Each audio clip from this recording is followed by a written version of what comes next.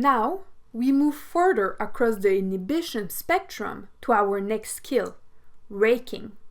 Whenever we strike with the heel of our palm, we impact with a hard yet durable part of our body. In contrast, when we strike with a relaxed hand, our hand impacts with more surfaces and the fingers often drive into the eyes and soft tissue of the face. An even more aggressive option is to intentionally rake the fingers across the eyes and face. When raking, avoid scratching only with the nails. Instead, contract the fingers slightly and seek to drag the bones of your fingertips down across the attacker's face.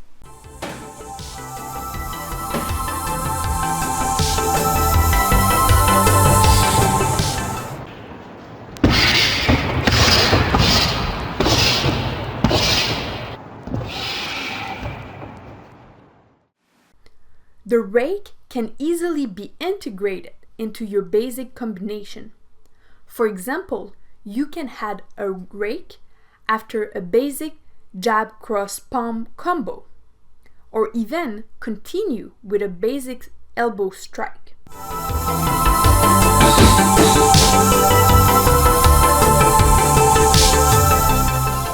Once you become comfortable with a single rake, try mauling with the rake, gouging back and forth into the same spot.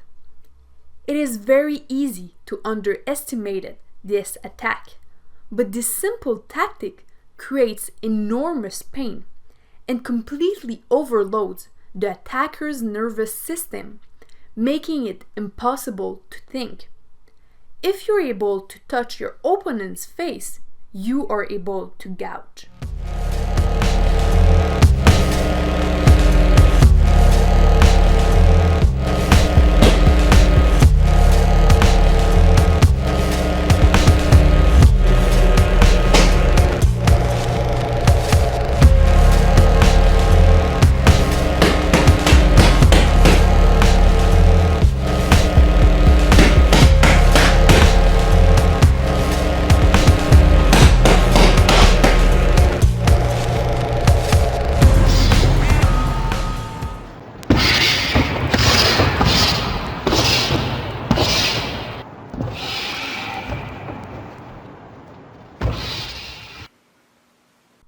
One simple way to increase the power in your gouge is to use a medium-sized ball.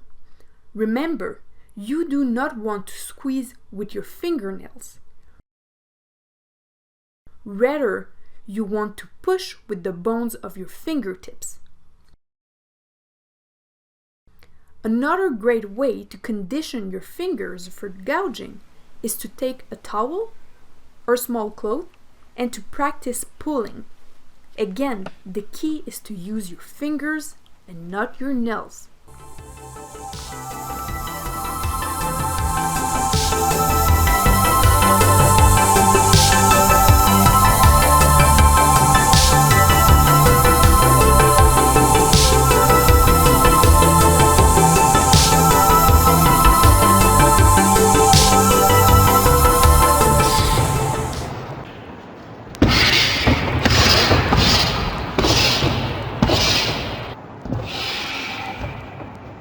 A great combo is to elbow and then return to your stance with a rake.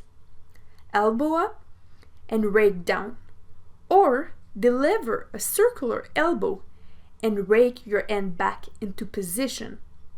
This is a simple yet devastating way to eliminate gaps in your striking and to overload your attacker.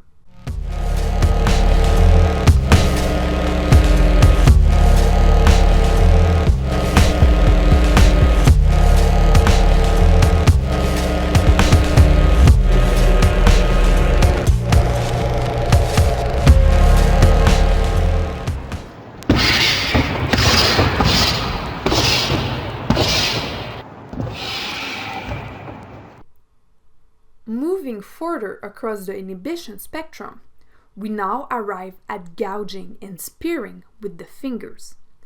Driving your fingers or thumbs into your opponent is a mechanically simple idea, but requires a lot of determination.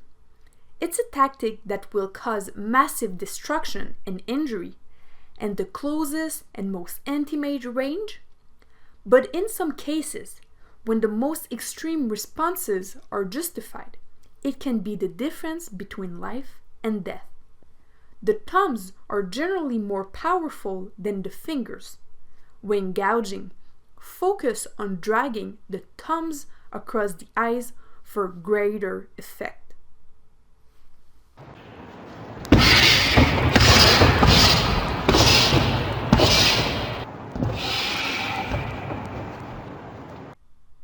One great training tool you can easily build at home involves taking a large plastic water bottle, fill it with sand or rice, and wrap it up in duct tape for extra durability.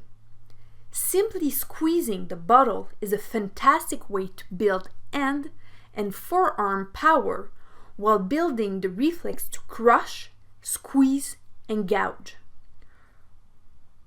To add an additional challenge, you can practice gently tossing the bottle in the air and catch it to work your timing and reflex speed as well.